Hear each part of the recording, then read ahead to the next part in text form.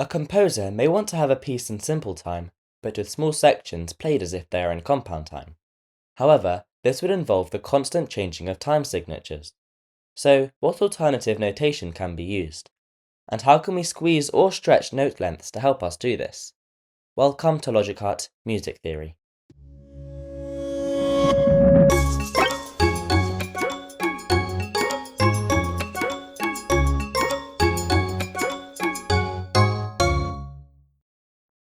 Typically, the only way to divide a note into threes is when it is dotted, as demonstrated in compound time.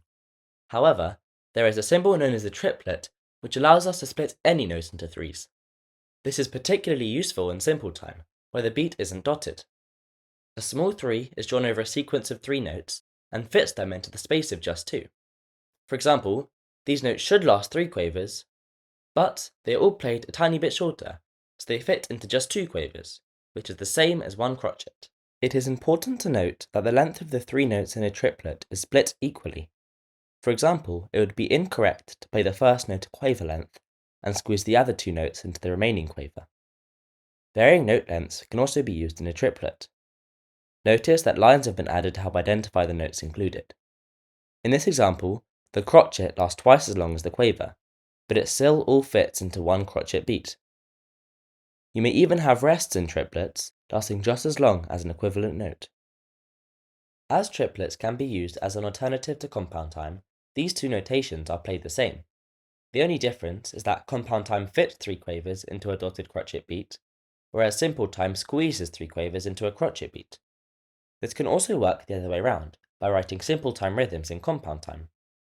The duplet is the reverse process of a triplet. A small 2 is written over 2 notes, and they are stretched equally, so together they last 3 notes. For example, these notes should last 2 quavers, but they are both played a tiny bit longer to last 3 quavers. This is the same as a dotted crotchet beat, just as is used in compound time.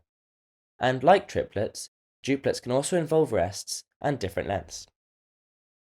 So far, we have seen triplets, which squeeze 3 notes into the span of 2, and duplets, which stretch 2 notes into the span of 3. The term given for these notations that squeeze or stretch notes into a fixed length is a tuplet. Sometimes, repeated tuplet symbols are omitted for easier legibility. The 2 tuplets we've already seen are the most common, but there are others. For example, a quintuplet squeezes 5 notes into the length of 4, and a septuplet stretches 7 notes into the length of 8. While there are many more tuplets one can use, their rhythmical effect can become limited due to a loss of pulse. Tuplets are a very interesting musical feature. However, when they are played together with other tuplets, they can combine to create far more unique and intricate patterns. These are known as polyrhythms. The most common is a 3-against-2 polyrhythm. This means that for every 3 notes played in one part, there are 2 notes played in the other. Here is a visual representation of this.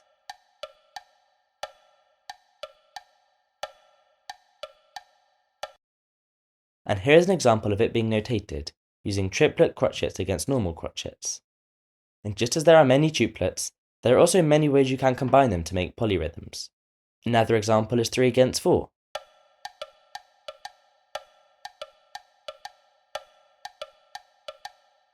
Such as triplet crotchets against quavers.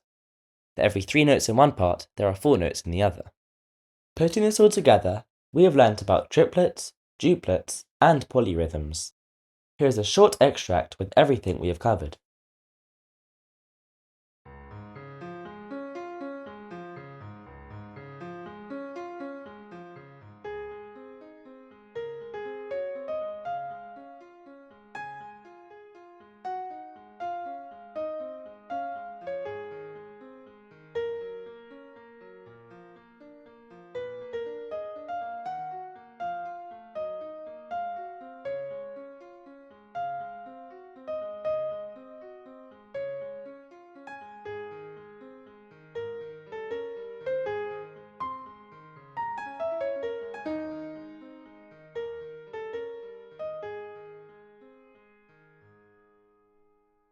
Next episode, we will be looking at musical repeats and how pieces are structured on a larger scale.